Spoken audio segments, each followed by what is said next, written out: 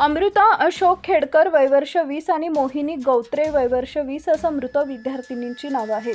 स्वातंत्र्य दिनाच्या पूर्वसंध्येला ही घटना घडली असून दोन्ही तरुणी यवतमाळ येथील वाधवानी फार्मसी महाविद्यालयात शिक्षण घेत होत्या.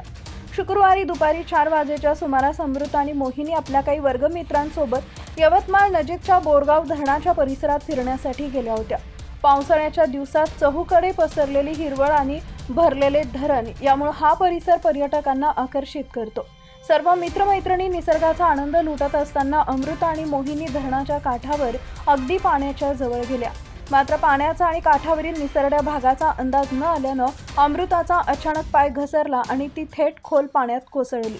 आपली मैत्रीण डोळ्यासमोर पाण्यात बुडत असल्याचं दिसताच मोहिनीनं क्षणाचाही विलंब न लावता तिला वाचवण्यासाठी हात पुढे केला.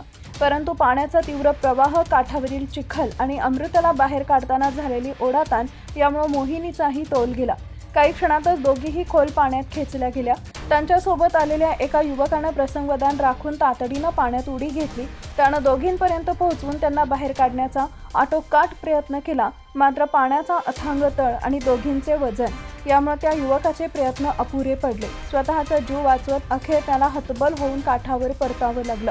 घटनेची माहिती मिळताच यवतमाळ ग्रामीण पोलीस ठाण्याचे अधिकारी आणि स्थानिक बचाव पथक तातडीनं घटनास्थळी दाखल झाले.